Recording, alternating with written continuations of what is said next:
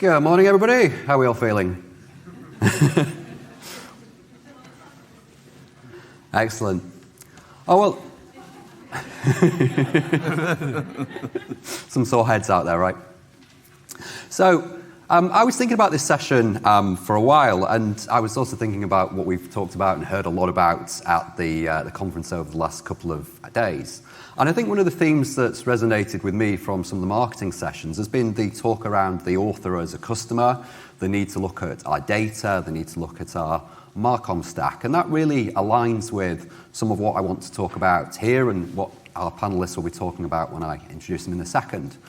For many years, we were able to travel very freely, and we were able to meet our stakeholders, our clients, our customers, and we took that really for granted. And we had a very good knowledge of our customers around the world. We understood really pretty well our author customers, what they needed, the environment they were operating in, the policies that they were under. But obviously, the pandemic changed that to a large extent. Obviously, for many of us, we've been able to travel more internationally in the last 2 years. But certainly for China, it was only really at the start of this year, nearly a whole 3 years, that the first of us were able to get business visas, to get back into China, to meet with our colleagues, our clients, and in my case, certainly my teams at Charlesworth, which was an amazing experience after 3 years to be able to do. So really thinking about that, I wanted to put together a panel that was really able to bring you up to speed with what's taken place in China over the last 3 years, because while we've not been able to travel, there's obviously a huge amount of activity that's taken place. This is a market that's grown rapidly, and for many of us, authors from China will be the number one country where we're receiving submissions from. So for us as publishers, it's really important that we understand our author customers, we understand their motivations, how to contact them, how to communicate with them. So with that in mind, I put together a panel that looked at the market in China from 3 different perspectives. The first was really to look around the rapid growth of open access, the environment and the policies. The second was to look at what's happening around our peers and the domestic publishing industry. And I'm absolutely delighted to welcome Lee from Tsinghua University Press to ALPS this time. And then thirdly, I wanted to talk a little bit about marketing and to bring in a perspective around the difference in the Marcom stack in China, how you can engage and communicate with authors in that particular market. So really that's enough from me, and I will hand over to our amazing panel. So first of all, I'd just like to introduce Nico Goncharov. Nico is an entrepreneur, business executive with more than 20 years' experience in scholarly publishing. His company, Osmus Consulting, provides business and operational support for STM publishers focused around China. He's also behind the STM Publishing in China Market Report 2023, along with Clark and Esposito. Secondly, we've got Lei Xu, who's deputy editor of Tsinghua University Press and the director of both the Journal Publishing Center and Academic Publishing Center at Tsinghua University Press in Beijing. And as I say, absolutely delighted to welcome him to ALPS today. We met back in March when I was in Beijing for the first time this year. And then thirdly, we have Jin Li. Jin is a digital marketing consultant based in China. Jin will be joining us remotely via Zoom. The Zoom link has worked okay so far this morning, so we're hoping we're all good with that uplink. But Jin has worked for both Elsevier and for Springer Nature. And lastly, at Springer Nature, she was responsible for the development and implementation of China marketing strategies with a focus on open access publishing. So we'll have around about 12 minutes each for each speaker to talk through their particular area. Please do submit questions on the app as we go, and then we'll try and leave around about 20 minutes for questions and discussions. Nicola Nugent of RSC is kindly going to manage the questions and the process, and then we'll have hopefully a good discussion at the end. So thanks to everybody who has made it this morning, and I'd really like to introduce Nico to have the first talk.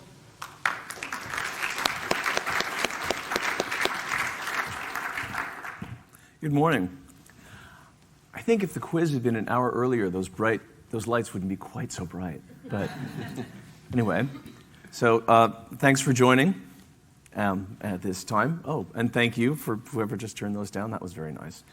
What I'm going to do is set the scene a little bit, talk about open access growth and also perceptions toward open access in China, and I'm going to touch a little bit on transformational agreements. It's great working with Andrew and Charlesworth because they know a lot about TAs in China. So a lot of the information that I'm going to share with you is courtesy of them. Data in here also comes from, I'm just going to do the acknowledgments up front. Data comes from Digital Science Dimensions and then the STM China report that I put out with Clark and Esposito, which Andrew just mentioned. Okay, next slide. So, I mean, it's a tale that's often told. Everyone's aware. China is. Oh, thank you. China obviously is a significant driver of OA growth. If you look at the rate of adoption, so it's slightly less than the rest of the world. It's about 35%. 35% of all output is OA in China as of most of my data will tail off at 2021 because the 2022 indexing wasn't complete at the time that I was putting these graphs together. So China has an impressive 35% of their output is OA, but that compares with an average for the rest of the world of 44%. So it's, the sheer volume means that it's still extremely influential worldwide, but the uptake is a little bit slower than it perhaps could be. So in terms of, there's growth, there's always the quality versus quantity, and China has increased dramatically on both fronts. So in terms of total citations, you can see that China eclipsed the US in 2018. But then also, just as a measure of the quality of those citations, I used the relative citation ratio. Again, this data is from Digital Science Dimensions. And if you look at the rate of increase in the relative citation ratio, which measures the amount of citations but weighted for discipline. So for example, a quantum physics paper that gets 35 or 50 citations might be equivalent to a genetics paper that gets hundreds. If you look at the relative citation ratio performance, you can see that China's increase was markedly sharper than that of its peer countries. The UK has always led in quality of citations, and it still does. But the increase in this 10-year period that I'm measuring, and in this case, I'm cutting off at 2020 because of the pattern of citations, right? So, but if you look at the 2012 to 2020 period, you can see China's increase in relative citation ratio was 47% versus 21% for the UK and 15% for the US. So it's not just quality. Not just quantity, it is quality as well, as measured by citations. I, of course, acknowledge that there are other measures of quality that are equally valid, but like everyone else, I'm defaulting to the metric that is easiest to calculate. So China and open access, it's, I'd love to hear what my esteemed fellow panelists have to say, but in my view, it's still an evolving relationship. There have been perceptions, some well-founded, some maybe less so in China, that open access equates to predatory publishing or it encourages unethical research practices. So there's not yet a national policy toward OA. There's not the same sort of national or, in the case of the EU, pan-national consensus around the importance of OA and where it should be headed. And there are a number of reasons for that. Some of that is that how OA is defined in China is still evolving. China, of course, because the government funds so much of the research community, there are a lot of publications that are just made free, and they have been free. They've not necessarily been defined as open access per se, but they're funded by the government, and there's no cost for accessing them. So you could call it Diamond OA, and it is gradually being classified as such, but it's evolved on its own. There are these perceptions around the quality of OA and the practices of OA publishers. Then there's also, and this is, I think, one of the biggest factors, is there are real concerns around APCs. China publishes, I'll touch on that, but China publishes a vast volume of articles, and it simply couldn't afford a full transition from subscription to fully gold OA. So touching on that, so this data is taken from the report that we issued with Clark Esposito in May, but I think it's all still pretty valid.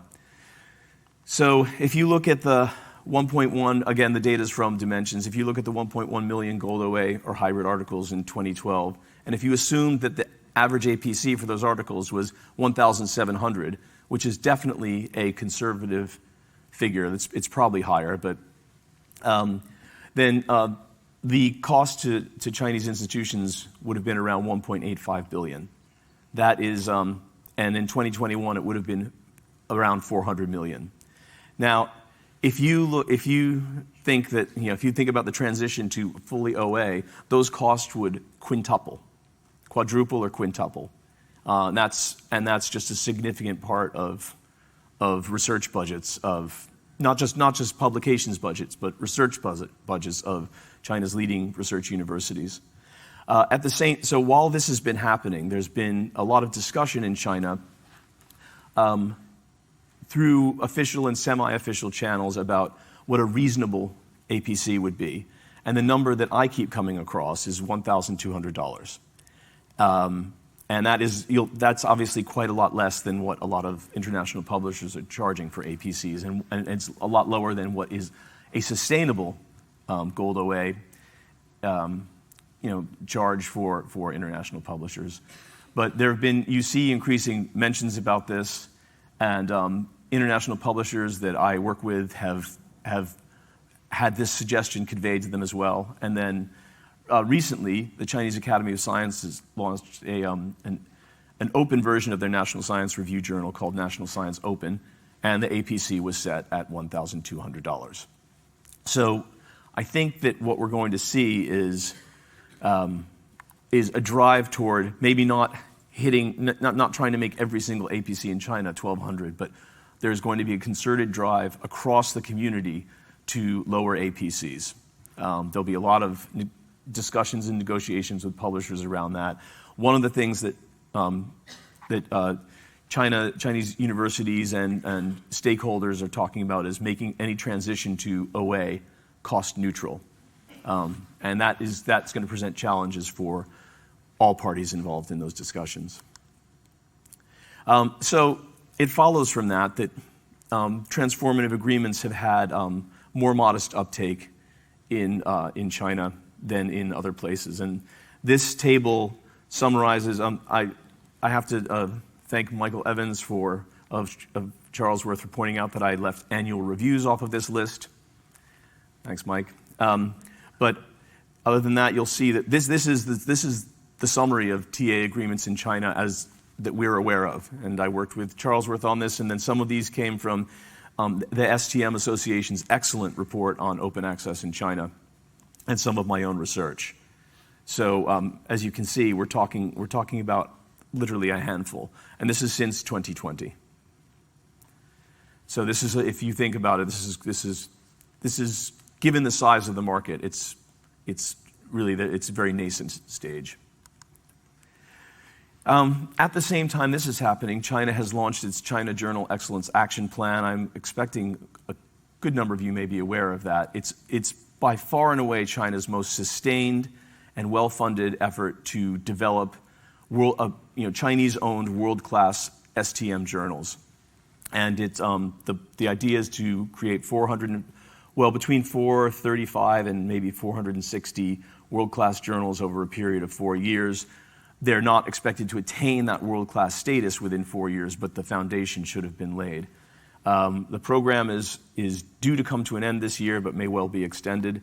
And I think it's fair to say that one of the main goals, unstated goals of this program, is to allow China to capture some APC spend that would have gone to international publishers, and to give Chinese authors other alternatives to just publishing internationally. So China will always be, I think, very supportive of international scholarly collaboration and working with international publishers, but China would like to have a little more representation, which seems fair given the amount of articles that they contribute to the scholarly ecosystem.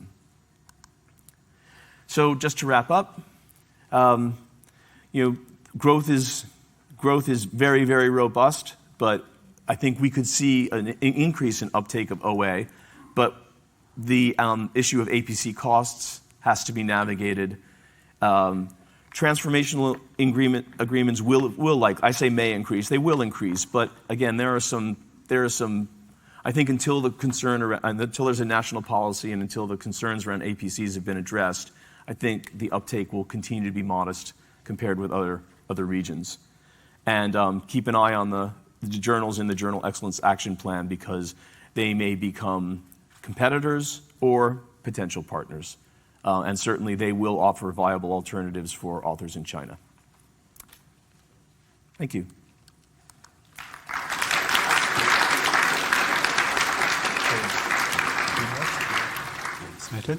Thanks, Nico. I think that was a great overview of the market in China and simply the complexity around both the scale of the APC volume, but at the same time, the complexity around moving to transformative deals. So our next speaker is Li Xu of Tsinghua University Press.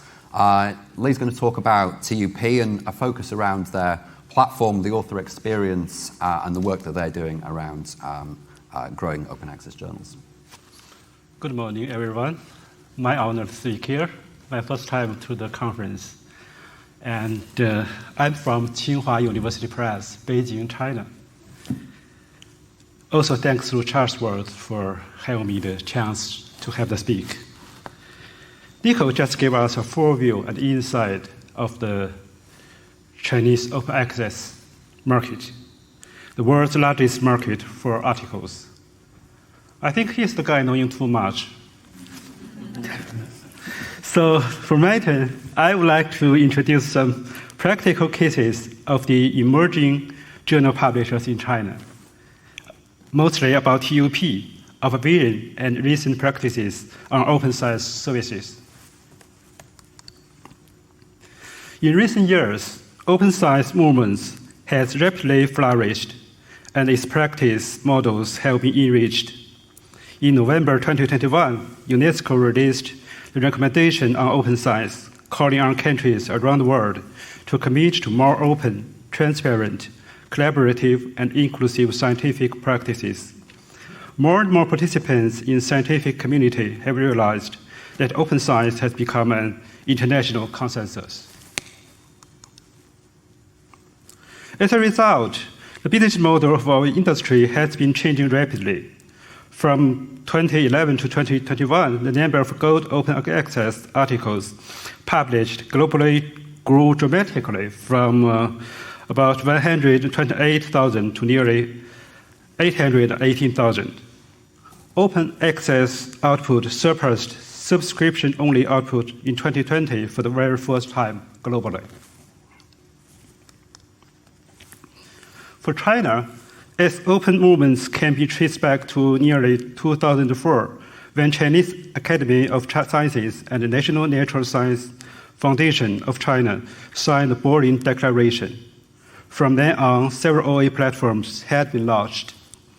In 2021, the newly revised National Science and Technology Promotion Law has been included for the first time to promoting the development of open science. But there is still not many detailed policies for the OA. So with a continuous increase in scientific research investment, China has become the country with the largest number of academic paper publications worldwide. According to the data from Web of Science in 2022, the number of SCI papers written by Chinese researchers reached a record high of more than 730,000. Accounting for approximately 29% of global total. Among them, the number of open access papers from China has risen sharply in recent 10 years with a CAGR of about 25%, much faster than that of the world, although the proportion of OA papers still lagging behind the overall global level. This slide shows the discipline distribution of China's OA articles. In the past 10 years, the top 5 disciplines of open access articles by researchers from China are multidisciplinary sciences, oncology, EE, material science, and chemistry. The open access ratio of articles in multidisciplinary sciences even exceeds 90%. In June 2022, China Association for Science and Technology conducted a survey to investigate the attitude of researchers in China towards open access. A total of 1,768 valid questionnaires were collected. The survey showed that the majorities, about 85% of the respondents supported open access. The specific reasons given by respondents for choosing open access journals are mainly to expand readership and to accelerate the publication and dissemination of their research findings. As we are moving towards an open science future, the real question is how we, as publishers, institutions, societies, and researchers can get there. How can we work together to promote open science and build an open global innovation ecosystem? What does Chinese universities and publishers do? I'll tell you a story next. Tsinghua University Press is a department of Tsinghua University operated as a company, similar to OLP or COP maybe. The prize publishes approximately 2,500 new titles and 54 journals each year, both in STM and humanity and social science areas, and has become one of the leading academic and higher education publishers in China.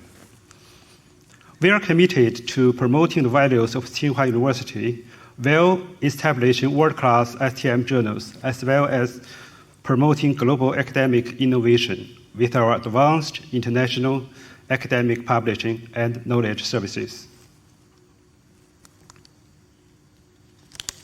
As we know, openness is one of the essential attributes of scientific research and also one of the core values of universities. Universities are the intersection of talent cultivation and scientific research, and thus become an indispensable key force for promoting open science. Therefore, as a university press, it's our duty to help fulfill the responsibilities of universities for open science. Tsinghua University actively supports teachers and students to publish papers in the form of open access. In recent years, the proportion of open access papers has continued to increase, which accounted for 39% of the total number of papers published by the university in 2022, a little higher than the national average. The university has established a fund to support the development of journals since 2020. All journals included in the program adopt a diamond open access model. Authors do not need to pay APC fees during the term of the project. An open science support program also started in 2021, including most areas of action of the UNESCO recommendation.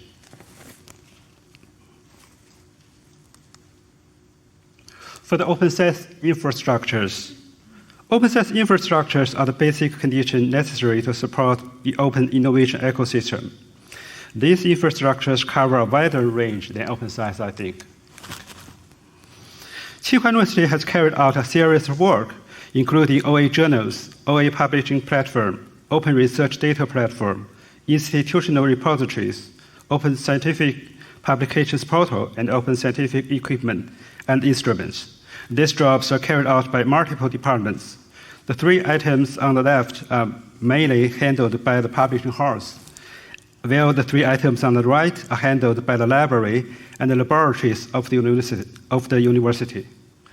Let me briefly introduce the items undertaken by the press.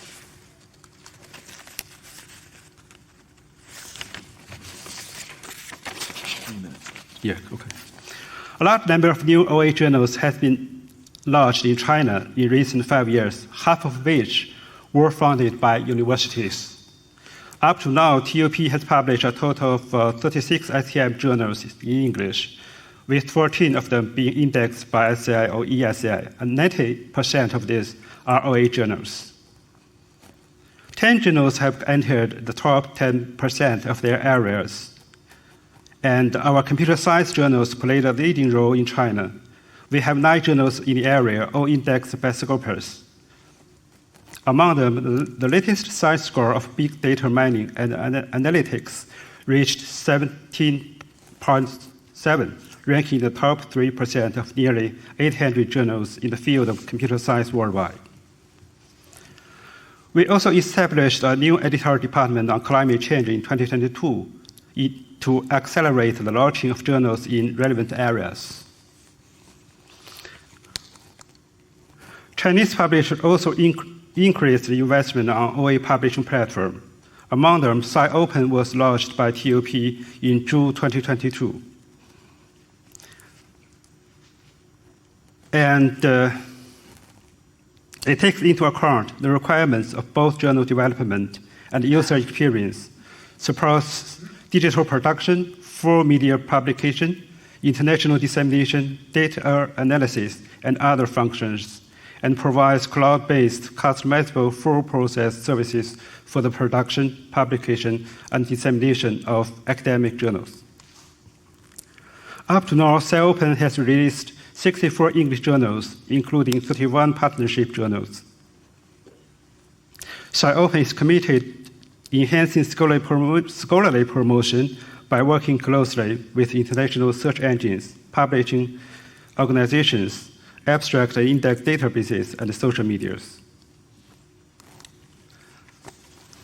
Most interesting, data plays an increasingly important role in scientific research. We often launch a data publishing platform called the EPS Data Traffic in April 2022. It was designed with the School of Vehicles and Transportation at Tsinghua University and developed by the press.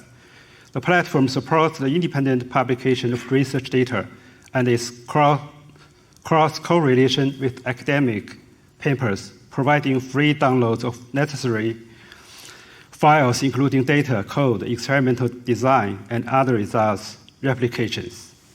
The platform was indexed by DCI in September 2022, 5 months after its launching. At last, Tsinghua University Press, among other emerging journal publishers in China, has actively involved in open publishing, exploring open access journals, platforms, and data publishing services. These attempts are exciting for us and have achieved preliminary results, but this is just the beginning. There is still a lot of work to do. As the world's largest and fastest growing market for OA publishing, China still has great potential that needs to be tapped. Thank you, that's all.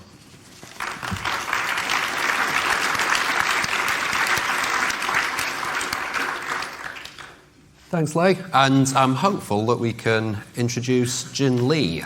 Jin is joining us from Beijing, and Jin's going to speak around digital marketing around open access, which is an area that I'm largely focused on. And I think how marketing and Marcom stacks operate in China is different to the rest of the world, and to me is absolutely fascinating. So, Jin, take it away. Thank you, Andrew. Can you see my screen and hear me?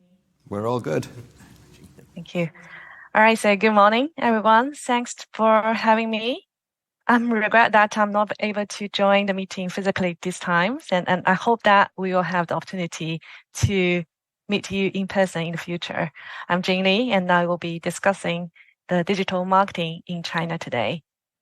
And Nico and Dr. Shi have already covered the rapid expanding China OA market, and then how should we develop the best strategy for engage with the Chinese authors and boosting the visibility of our journals.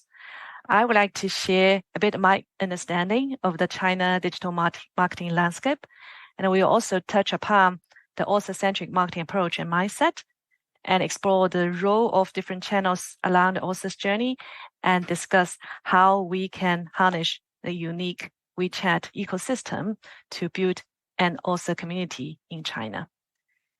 At first, I would like to provide you with a glimpse into the dynamic landscape of digital marketing in China. As we all know, China's Great Firewall has led to the blocking of numerous global platforms. Consequently, a distinct digital landscape has flourished within China, diverging significantly from the global digital environment. So this visual here provides an overview of the distinct ecosystem that has evolved within the country. This ecosystem comprises a wide range of channels, digital marketing service providers, and data and operational platforms. It is also important to know that the chart here only features the major platforms, which numerous other platforms yet to be included. Now, the last slide outlines a broader market overview. So in this slide, I'll zoom in the academic market. I would like to use a real case study to show where a journal's traffic come from. I illustrated here is the traffic source of Journal A for the entire year of 2022 and compare the global and the China specific view side by side. The chart on the left side outlines the distribution of global traffic source to Journal A's website by channel type. And meanwhile, the chart on the right-hand side specifically illustrates the traffic originating from the China region during the same time period. So from the pie charts, you can find that on a global view, more than 70% of the traffic is generated by search platforms, of which Google and Google Scholar contributes the most of the traffic. This is that Google serves as the primary traffic entry point for Journal A globally. When you compare the charts on the right-hand side, which is China view, you can see a very different and diversified picture. The non-search traffic accounting for more than 50% of the total traffic. Meanwhile, 47% of the traffic comes from search platforms. In addition, unlike global markets where Google dominates the search market in China, we have 5 different platforms share the search traffic altogether, including Google, Baidu, 360, Bing, Sogou, and also their related platform like Baidu Scholar and Google Scholar. So if you refer to the traffic source for other journals, there is nuance across various journals and disciplines. However, the fundamental shape of the pie chart remains very similar. So therefore, we can find that the digital marketing landscape in China is more complex and diversified than that of global. This means to maximize your journal's presence in China, a multi-channel strategy is way important than the other countries. Then the next question is, what is the ideal channel mix for content acquisition in China? So before we delve into that question, let me introduce a key concept in the author marketing, that is the author journey. The author's publication journey is often described as a funnel, which begins with the awareness stage at the top, and this journey then progresses through stages of consideration, decision, and finally retention. Authors exhibit distinct behaviors corresponding to their specific stages within the journey. So align with this journey, the marketing campaign needs to be designed to address the author's different needs at each stage. For instance, at awareness stage, our campaign aims to foster the engagement with the journal's content. Whatever the marketing activity and the channel are, the end destination should always be the journal's website so that we can use the Google Analytics to track the behavior of visitors once they land on our website through a marketing campaign and determine whether their behavior is consistent with the campaign's expectation. In this way, the effectiveness of marketing campaign at different author journey stage can be measured through different GA goals. For instance, the visitors reaching the full text article signifies the performance of an awareness campaign, and the visitors reaching the full text article, we can represent reaching a stage of consideration. And click submit button denotes a decision point.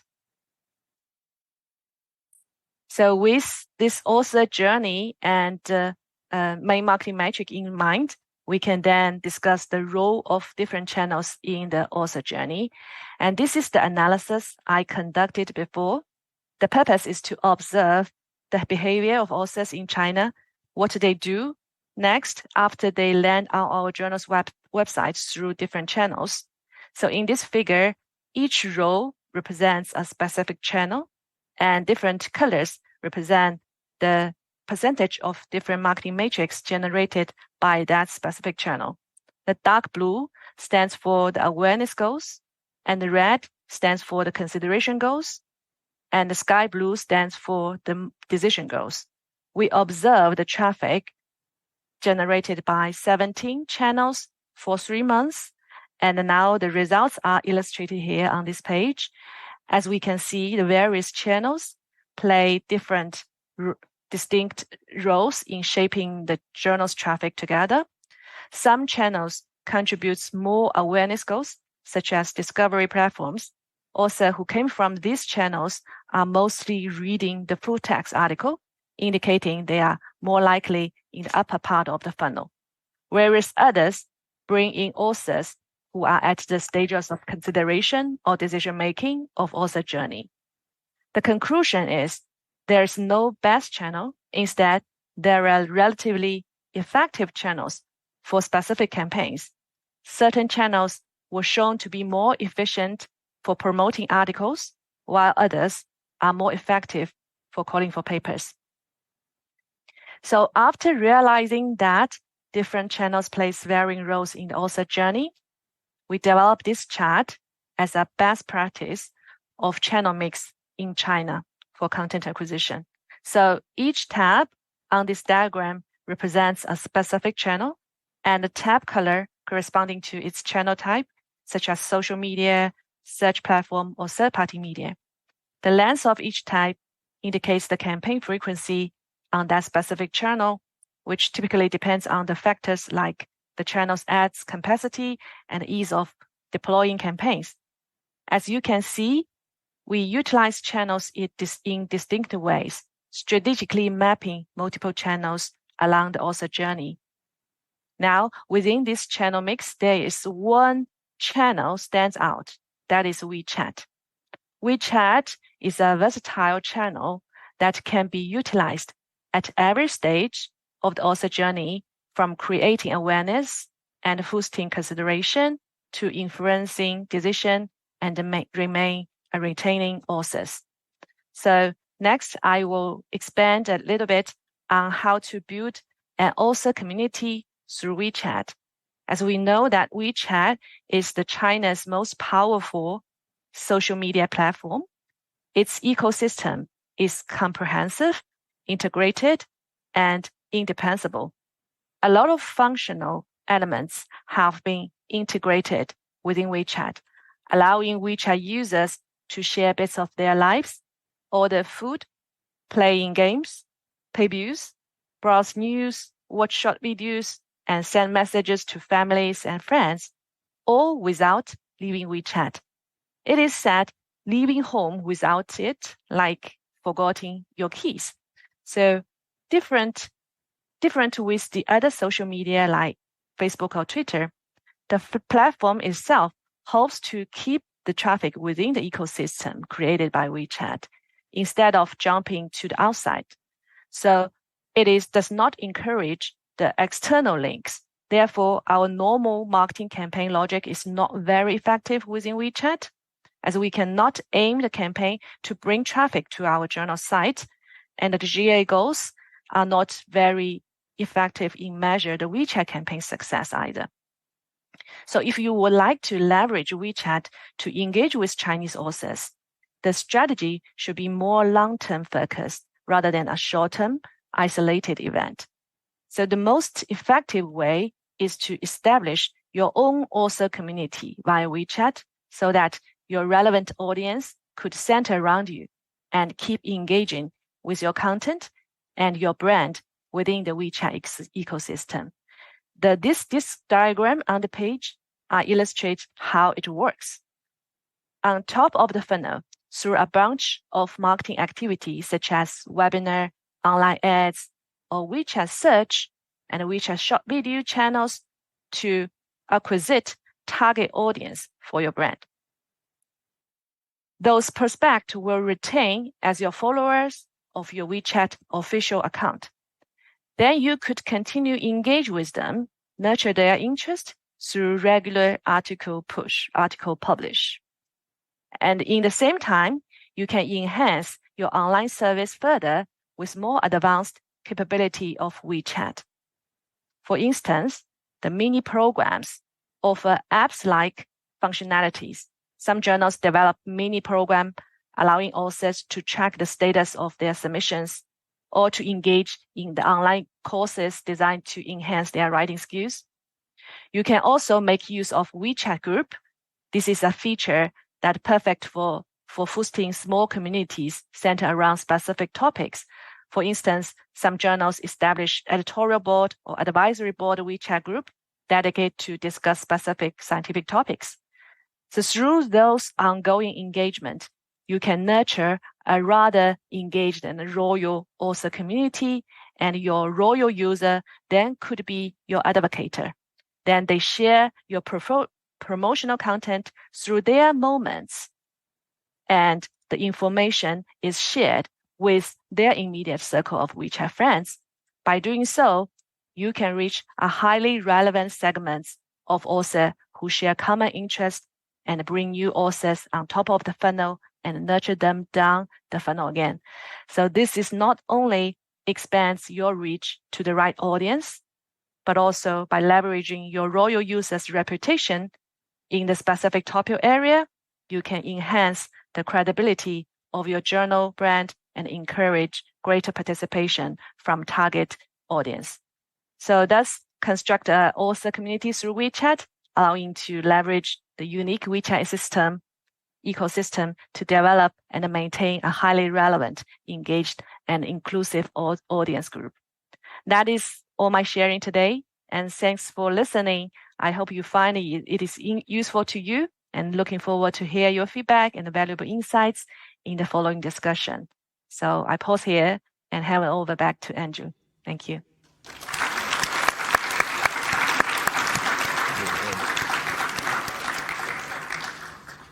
Thank you, Jin. So 3 different perspectives on the market in China. I'm sure that we've got a lot of questions, so we've got 15 minutes for questions. So, Nicola. The room first. Yours. You want to go to the room first? Yeah, let's do it. So, who wants to start with a question? Go on. Hi, I'm Max Cheng, and I'm the professor in China in the US, and also the editor-in-chief, and also the publisher with a lot of business in China. So I have a lot of experience with OAs in China. They using the WeChat with authors and everything. So if you have any questions, you can also ask me. In this regard, certainly the WeChat is the most powerful tools in China. If you want to launch the journal, have also author group promoting your journals, start everything, you can start from the WeChat. So certainly it's a very powerful tool, and I encourage all of you to start use that if you want to connect with China. Did you have a follow-up question? Or? The question probably is to the first ones on the report. So it's a very interesting, and also just want to mention the Excellence Chinese STEM Journal Excellence Program for the next round is in planning stage. So that's almost sure it's going to be happen for the round 2 in the next 5 years. So all the international publishers are there to competing for partner journals. Everything is there. So it's going to be like a wild ecosystem in Africa. So all the animals are there to competing in that ecosystem. Shall we go to another question then? Thank you. Pippa Smart. Thank you very much. Really interesting talks. I have a question about licensing in China and what licenses the open access publications are coming out under. You mentioned there was a variety of open access, and I wondered if the Creative Commons licenses have been widely adopted within China, as well as accepting them when required by international open access journals. CC BY, NC. What types of OA licenses does Tsinghua University Press use? I think we adopt CC BY. Yeah, I think it does vary, but again, it's not like a lot of the journals that are partnered with international publishers will go with whatever guidelines the international publisher says. So if they're more commercial, they may have a CC BY NC, but I think the inclination is mainly to do CC BY, to keep it, for the OA journals, to keep it as open as possible. Yes. And a question at the back. Hi there, Mitty Lucraft, TBI Communications. Thank you for a really interesting set of presentations. Would the panel be able to talk to any of the potential challenges or barriers for publishers who haven't got started yet with their marketing strategy in China and are thinking about doing so? Jin, do you want to start with that one? Sure. Thank you. Me too. I think that's the question is about how to a new publisher start with marketing to authors directly in China. I think before you started, I think that you have to identify your journal's position in the market first, as well as understand the sentiment of your journals and your brand, then develop your marketing strategy accordingly. So if your journal is a newly established journal, it was to allocate more campaigns on the awareness stage so that you can acquire the new authors and raise your brand awareness, journal's brand awareness within the author market, with the market. So if your journal is a well-established one, you may consider to build author community and to enhance royalty, like as I just demonstrate to build a WeChat author community. So of course that you may also need to find an experienced marketer or work with an experienced agency like Charles Walls to develop the right marketing strategy for your journals. Thank you. Any ads from other panels? I would add, first of all, spot on, Jean. I think that's the perfect answer. I would add that Chinese researchers are bombarded with articles and information from publishers. I mean, literally every publisher wants you to sign up on their feed, and every publisher, like Elsevier probably has, 10 to 30 posts a day on WeChat. I think you want to think about the cadence, but you also, Jean, I think why one of the reasons that author communities that you mentioned that are so important is if you have a new journal, you have to figure out a unique way to reach out to people. If you just send article summaries to them, they won't care. And I have data from clients I've worked with in the past few years that show that type of just an article summary gets the lowest engagement of any type of WeChat post. So it really does pay to put in a little extra time to be creative and position your journal as, explain the value it can bring and how it can contribute to the community, for example.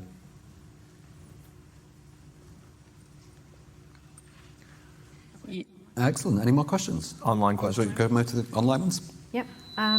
So the question submitted through the app is, what is the view of researchers in China on journals that are launched internationally, for example in the US, but aimed at authors in China? Do authors in China like to publish in these journals, or do they prefer, or are they encouraged to publish in a China journal? Who would like to take that one? Could you? I'm sorry, I couldn't hear it all. I didn't know that the microphone is feeding back. Yeah, I'll try again. So, if what's the view on journals launched internationally but aimed at researchers in China? Do researchers in China like them, or do they prefer a China journal? Okay, so I think I think in the past few years, and with the establishment, so the Chinese Academy of Sciences on December 31st, 2020, launched the International Journal Early Warning List that was designed to basically highlight journals that that researchers should maybe think twice about before submitting to. It's highly influential. Being on that list is not good for your journal. But one of the reasons I think that was established is there was this idea that publishers were establishing journals to target Chinese researchers. And if you get above, so some journals had 60 or 70% of their papers came from China. And there is this sense that the journal is not necessarily being established to surface good science around the world, but it's primarily trying to attract APC revenue from China. That's not saying that was the goal, but there is that perception. So I think that positioning a journal that is aimed just at getting submissions from Chinese researchers is probably not a great way to go. I think that it's really important to have a diverse, you should have submissions that reflect the distribution of that discipline worldwide. That's my opinion. Yeah, I think there are currently no mandatory requirements for researchers to publish their papers in Chinese journals. As you know, no more than 6% of the papers written by Chinese researchers are published in Chinese journals. So the majority, almost 94% of the Chinese papers are published in the international journals, I think. A question at the front? We've got a microphone coming around.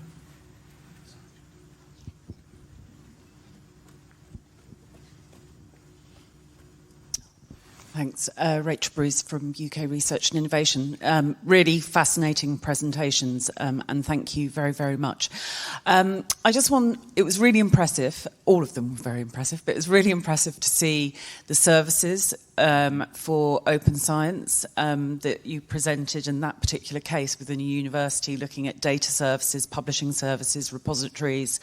And I just wondered whether you could comment about that approach generally in China. Is that unusual? How prevalent is that sort of approach to supporting open science and seeing the university as a knowledge producer and sharer? I think maybe it's in the very beginning stage of all these practices. We still have a long way to go to maybe communicate with our communities. The Chinese journal publishing industry, I think, it's much larger behind the whole world, the whole industry. So there are many things for us to do. So we just come to the conference if we want to communicate more with our partners. I'll add something because Professor Shi is too modest to say it. Tsinghua University is one of the most innovative and forward-thinking research organizations in China. They were focused on climate change and environmental science way ahead of almost any other institution in China. They were focused on it before a lot of universities in the West had dedicated programs around that. And the same thing with open science. I would say that Tsinghua is definitely taking a leading position. There are other efforts, but you can see from Professor Shi's presentation that in Tsinghua, they've been put into practice. There are real systems there that can be used. Thanks, Rico. Really, for Tsinghua University, the university looks the journals publishing as infrastructure for the discipline construction, I think. So they incorporate the journal publishing into the, maybe you know, the double first class programs of the university and make friends for the journal publishing, also for open access, I think. And we've got a question in the middle here.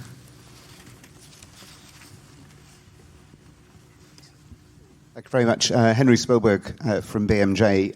Thank you for a great discussion, really fascinating and very timely for me because in fact I'm lucky to be travelling to China next month to meet with some colleagues and partners, so really great timing.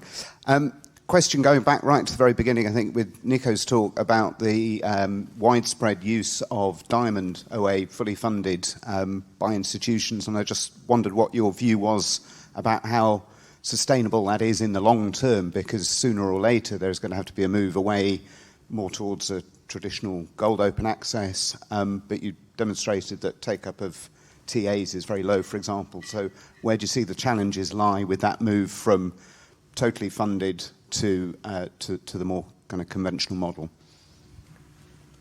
I think that Diamond OA for Chinese journals could actually be sustainable, because China is you're watching there's some economic headwinds in China right now, to put it mildly.